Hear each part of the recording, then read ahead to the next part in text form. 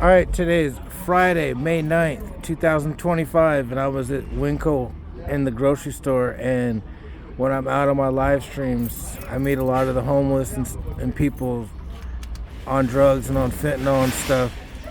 And I ran into BJ. He's been on plenty of my videos. How you doing, my brother? Doing good. I've been off the street for almost a year and a half. Still working on my new home. Been cleaned up. That's awesome. So you've been clean for how long now? I've been clean for almost since 2004, end of the year. And what made you get clean? Fentanyl. You were smoking fentanyl? Yeah, I used to smoke fentanyl and I overdosed. Leah and Ashley saved my life. And they told me that you need to get off that crap. So I did.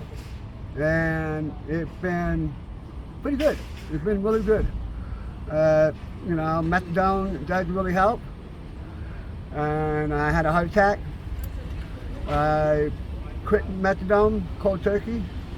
85 milligrams. That's as high as I was, and I quit it. And still haven't touched the fentanyl stuff.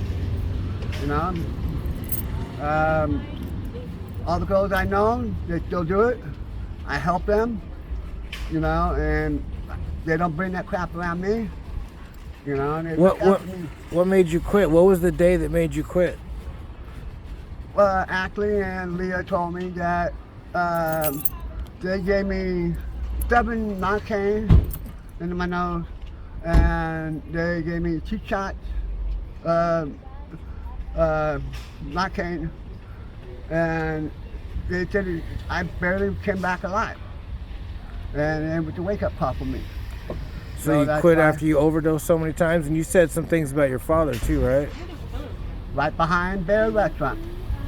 That's where I overdosed. Right behind Black Bear Restaurant? Yep. And how many times do you think you've overdosed?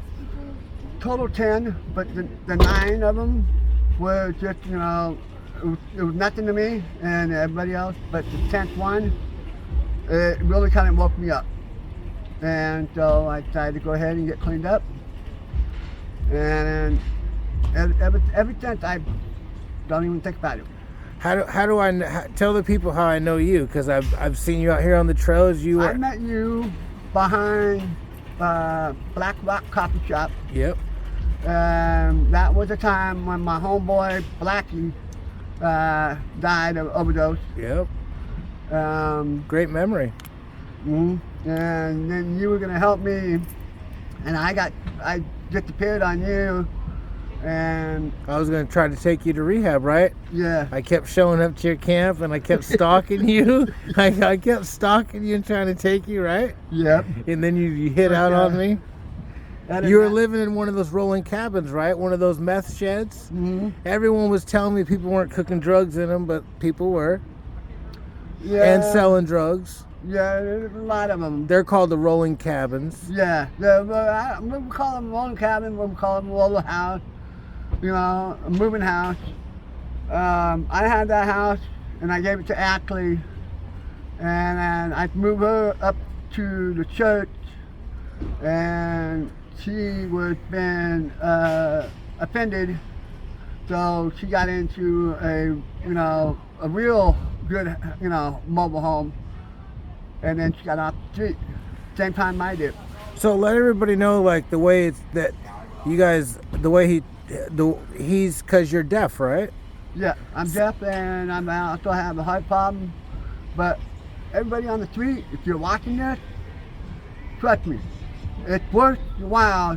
Get into that freaking program, just do what they gotta say, and go with the flow. And then when you get your new home, tell them, BJ. You can do whatever you want. Tell them. All you got to do is stay focused and stay clean and get cleaned up. It's only just months in one of those mini houses program. Hey, you know what? And then you're back in the game, feeling good and eating what you want to eat and doing what you want to do in life, huh? Right. And if you still want to be on the street, brothers, God bless you, and I pray for your safety and comfort, but don't come to me if you don't, want to change your own life around, because I can't do this. You did it, BJ. Yeah. I'm proud of you, bro. I helped. From how you used to me seeing you out here for years, and now what you're doing now, bro. I'm proud of you. This is BJ's dog. Look at his little buddy. Tell people your dog's Baby name. girl. Baby girl. Hey, baby girl. Those beautiful ears. It's only a year and a half, Look at those bat ears. and she's border collie and pit bull. Okay. Awesome, bro. Okay, man. You want to give anybody some final thought? We'll do. I got his phone number, you guys, so we'll be doing follow-ups. But you want to give any final? Get my number from Valley. Anytime you guys want some advice and help, I'm willing to help you out. Give you some point of views and where to go. But if you don't want to do that, don't waste our time, because we're here to help you. We're not here to make judgment of who you are. We want to make sure that you're going to be safe and get out the street and have a new life. Yeah. It's worth it. Thank you, BJ. Until next time.